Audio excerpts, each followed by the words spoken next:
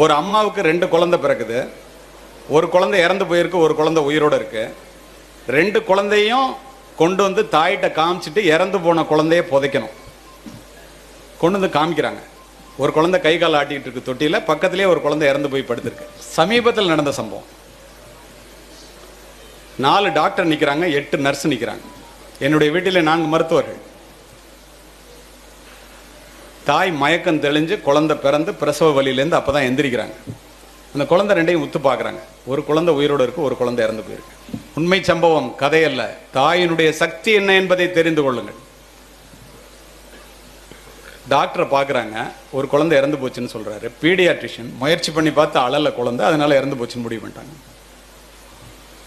அந்த தாய் சொல்லுகிறாள், என்னுடைய வயிற்றிலே 2 குழந்தைகள் உயிரோடு இருப்பதை நான் உணர்ந்தேன்.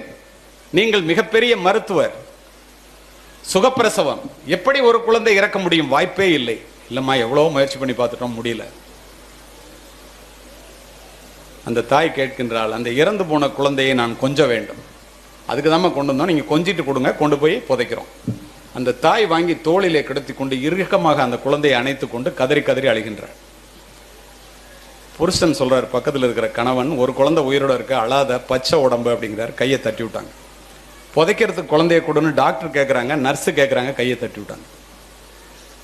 மாணவ செல்வங்களே, அத்துணை பேரும் பார்த்து கொண்டிருக்கும் போது குழந்தை அழுகின்ற குரல் கேட்டவுடன் உயிரோடு இருக்கின்ற குழந்தையை அத்தனை பேரும் பார்க்கின்றோம். தாயினுடைய தோளிலே இருந்த குழந்தை தாயினுடைய அரவணைப்பிலே உயிர் பெற்று கதறி அழுகின்றது.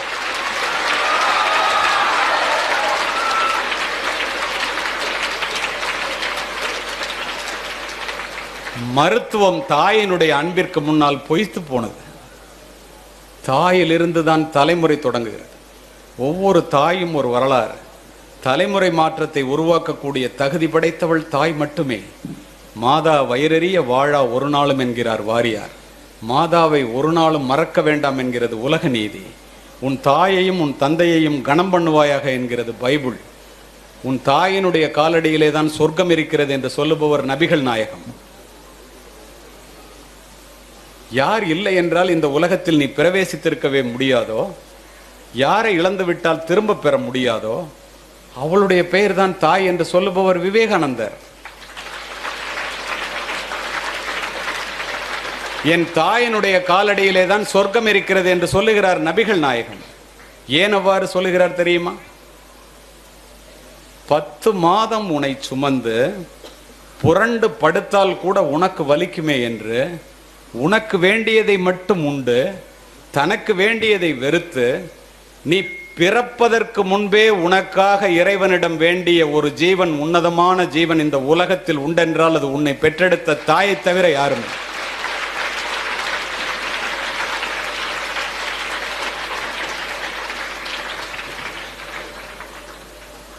இதை ஏன் சொல்லுகிறேன் தெரியுமா? சித்திர சோலைகளாக இங்கே அமர்ந்திருக்கின்றீர்களே, உன்னை பெற்று வளர்த்து ஆளாக்குவதற்கு உன்னுடைய தாய் எத்துணை முறை ரத்தம் சிந்தினாள் என்று எத்துணை பேர் சிந்தித்து பார்க்கிறீர்கள்? யார் யாரையோ பற்றியெல்லாம் நினைத்து கொண்டு காலத்தை கடக்கின்ற இளைய சமுதாயமே, உன்னுடைய தாயை பற்றி நினைப்பதற்கு எவ்வளவு நேரத்தை நீ தினம் ஒதுக்குகின்றாய்? நீங்கள் சூடிடும் மணிகள் அவர்கள் வியர்வையின் துளிகள். தாயினுடைய உழைப்பிலே வளர்கிறோம், தந்தையினுடைய வியர்வையிலே உயர்கிறோம். தாய் அசல், தெய்வம் அதன் நகல் என்பேன். தெய்வத்தை நாம் நேரில் பார்த்ததில்லையே. தாயை போற்றி வீழ்ந்தவனும் இல்லை, தாயை தூற்றி வாழ்ந்தவனும் இல்லை. வளர்ந்த பிறகு நான் நான் என்று சொல்லுகின்றீர்களே, அந்த நான் என்பது யார்? என்ன யாருன்னு தெரியுமா? அம்மாட்ட. நீ யாரு? உன் உடலிலே ஓடுகின்ற ரத்தம், எலும்பு, சதை, உயிர், உடல் அத்துணையும் அந்த பெற்றோர்கள் போட்ட பிச்சை என்பதை கடைசி வரை மறந்து விடாதீர்கள். ஓலை குடிசையிலே ஒழுகும் மழை நீரை குழந்தை மேல் படாமல் காப்பதற்காக ஒவ்வொரு தாயும் தன்னுடைய உடலை கூடாரமாக்குகிறாள். நீங்கள் நனைந்திருப்பீர்கள் மழை நீரால் அல்ல, தாயினுடைய கண்ணீரால். வீட்டிலே சோறு சூடாக இருந்தால் நீங்கள் சாப்பிடுவீர்கள். சோறு நன்றாக இருந்தால் உங்கள் அப்பாக்கள் சாப்பிடுவார்கள். சோறு மிச்சம் இருந்தால் மட்டுமே உன்னை பெற்ற அம்மா சாப்பிடுவார்.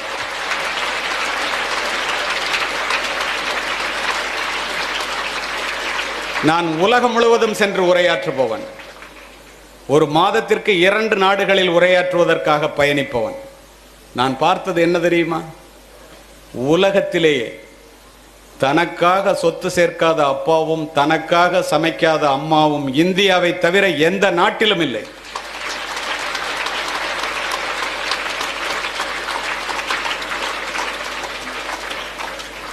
வெளியிலே போய்விட்டு பிள்ளை மழையிலே நனைந்து வந்தால் அப்பா கொடை எடுத்துட்டு போயிடக்கூடாதான்னு சொல்லுவார். அண்ணன் ஓரமாக ஒதுங்கி நின்றுட்டு வரக்கூடாதா மழை விட்டோன்னு. தாய் என்ன செய்வாள்? தன் பிள்ளையினுடைய நனைந்த தலையை முந்தானையால் துவட்டி, இந்த பாழாய்ப்போன மழை என் பிள்ளை வெளியிலே போகும்போதா பெய்ய வேண்டும், மழையையே திட்டுவாள்.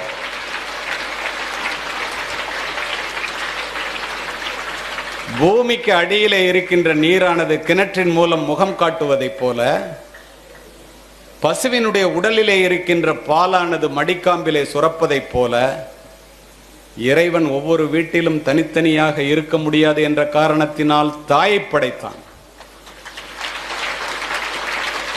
கோடிக்கணக்கான யூதர்களை கொன்று குவித்த ஹிட்லர் 2ஆம் உலகப் போருக்கு பின் தன்னைத்தானே சுட்டுக்கொண்டு தற்கொலை செய்து கொள்ள வேண்டும் என்று நினைத்த போது, மாணவ செல்வங்களே, தன் தாயினுடைய புகைப்படத்தை எடுத்து நெஞ்சிலே வைத்து மார்பிலை தழுவியபடி துப்பாக்கியால் சுட்டுக்கொண்டு இறந்து கிடந்தான்.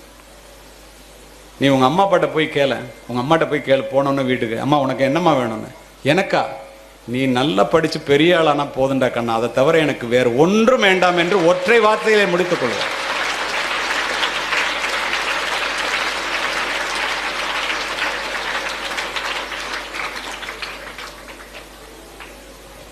இது வள்ளலார் வளர்ந்த பூமி.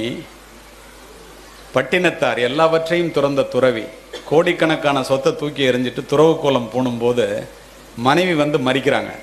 உனக்கு ஈமக்கிரியை செய்யாமல் நான் சாக மாட்டேம்மா, உனக்கு கண்டிப்பாக நான் உனக்கு ஈமக்கிரியை செய்யாமல் அந்த ஊரை விட்டு போக மாட்டேன், பூம்புகார விட்டுங்கிறார். அப்படியே அந்த வார்த்தையை சொல்லி முடிக்கின்றேன். நிறைய பேர் கண்ணை துடைக்கிறீங்க, நான் பார்க்குறேன், நின்றுட்டு பேசுறதுல எனக்கு தெரியுது. தாயினுடைய பாசம் எல்லாருக்கும் அப்படித்தான். எது நெகிழ்வானதோ அதுவே மகிழ்வானது. தன் தாய் இறந்த செய்தியை கேட்டு சுடுகாட்டிற்கு ஓடி வந்த முற்றும் துறந்த துறவி பட்டினத்தார் தாயினுடைய உடலை பச்சை வாழை மட்டையிலே வைத்து எரித்து உருகி உருகி 10 பாடல்களை பாடினார். இதை நீங்க கேட்டீங்கன்னா, தன்னுடைய தாயை வயதான காலத்திலே முதியோர் இல்லத்திலே எவனும் சேர்க்க மாட்டான். குறிப்பாக நீங்கள் முதியோர் இல்லங்களை மூடிவிடலாம். ஏன் அப்படி சொல்றேன் தெரியுமா? இறந்து போன தாயை பார்த்து ஒரு துறவி பாடுகின்றார். உங்களுக்கு தமிழ் நன்றாக புரிகிறது. 2 திங்களாய் அங்கமெல்லாம் நொந்து பெற்று பைகளன்ற போதே பரிந்தெடுத்து செய்ய 2 கைப்புறத்திலேந்தி கனகமுளை தந்தாளை எப்பிறப்பில் காண்பேனினி. பாலூட்டி சீராட்டி வளர்த்த தாயை இறந்து போயிட்டியே, உன்னை எப்படி பார்ப்பேன்? முந்தி தவம் கிடந்து 300 நாளளவும் அந்தி பகலாய் இறைவனை ஆதரித்து தொந்தி சரிய சுமந்து என்னை பெற்ற தாயார் தனக்கோ எரிய தளல் மூட்டுவேன். வட்டிலிலும் தொட்டிலிலும் மார்மேலும் தோல்மேலும் கட்டிலிலும் வைத்தென்னை காதலித்து சுட்ட புறகிலிட்டு காப்பாற்றும் தாய்க்கோ விறகிலிட்டு தீ மூட்டுவேன். அரிசியோ நான் இடுவேன் ஆத்தாள் தனக்கு வரிசையிட்டு பார்த்து மகிழாமல். அம்மா கொஞ்சறாங்களாம் பிள்ளைய. ருசியுள்ள தேனே அமிர்தமே செல்வ திரவிய பூ மானே என்று அழைத்த தாய்க்கு தாய் தலைமேல் கொள்ளிதனை வைப்பேனோ கூசாமல். முன்னை இட்டத்தி முப்புறத்திலே பின்னை இட்டத்தி தென்னிலங்கையில் அன்னை இட்டத்தி அடிவயிற்றிலே யானும் இட்டத்தி மூழ்க மூழ்கவேன்னு ஒரு துறவி இறந்து போன தாயை பார்த்து கதறினார் என்றால், உயிரோடு இருக்கின்ற தாயை நீங்கள் எப்படி பார்த்து கொள்ள வேண்டும்?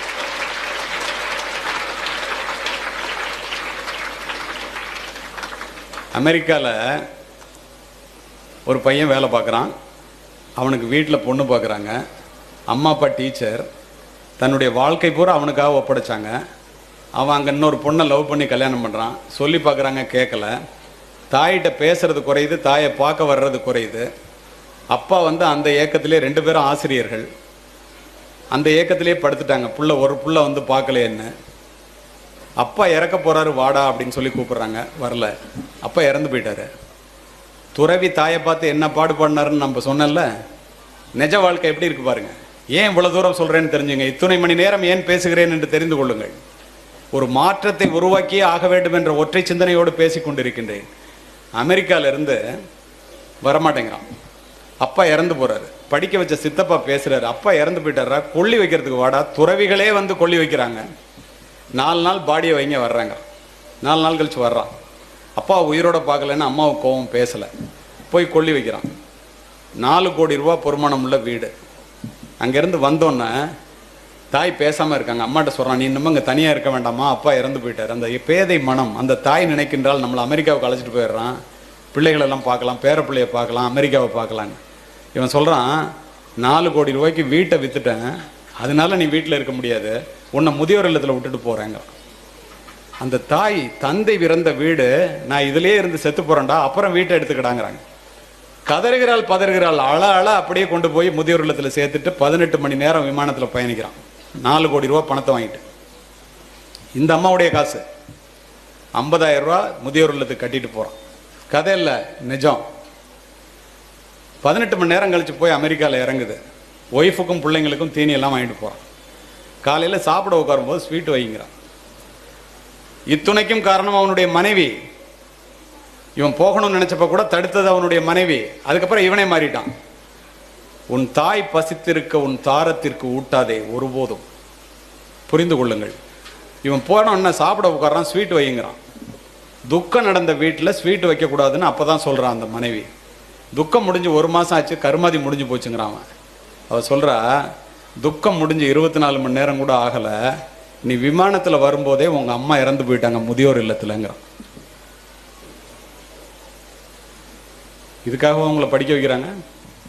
இதுக்காகவா திங்கிறதுக்கு சோறு கூட இல்லாமல் உங்களெல்லாம் வளர்க்குறாங்க? தயவு செய்து புரிந்து கொள்ளுங்கள். உலகத்திலேயே துயரமான கண்ணீர் தாயினுடைய கண்ணீர். தேடி சோறு நிதந்தின்று பல சின்ன சிறு கதைகள் பேசி மனம்பாடி துன்பமிக உழன்று பிறர் வாட பல செயல்கள் செய்து நரை கூடி கிளப்பருவம் எய்தி கொடும் கூற்றுக்கு இறையென பின் மாயும் பல வேடிக்கை மனிதரைப் போல் நான் வீழ்வேன் என்று நினைத்தாய் எம்பம் பாரதி. பிறந்தோம், வளர்ந்தோம், 40 மார்க் வாங்கினோம், பாஸ் பண்ணோம், 10,000 ரூபா சம்பளத்துக்கு வேலைக்கு போனோம், கல்யாணம் பண்ணிக்கிட்டோம், வயசாயிடுச்சு, முடி நரைச்சி போச்சு, தோல் சுருங்கி போச்சு, செத்து போயிட்டோம். மிருகங்கள் கூட இதைத்தான் செய்கின்றன. இதற்கு 6 அறிவு தேவையில்லை. பிறப்பு ஒரு சம்பவமாக இருக்கட்டும், இறப்பு ஒரு சரித்திரமாக இருக்க வேண்டும். இந்த 7th டே ஈடன் பள்ளியானது ஆள்போல் தலைத்த அருகுபோல் வேரூன்றி நலமுடனே முன்னேற ஞானமுடன் மாணவர்கள், மாணவிகள், பெற்றோர்கள், ஆசிரியர்கள், நிர்வாகம் அத்துணை பேரும் சிந்திக்க வேண்டும். மிகப்பெரிய மாற்றம் நிகழ்ந்தே தீரும். இத்துணை மணி நேரம் அமைதி காத்த அத்துணை நல்ல உள்ளங்களுக்கும் வாய்ப்பு கொடுத்த நிர்வாகத்திற்கும் நன்றி, வணக்கம்.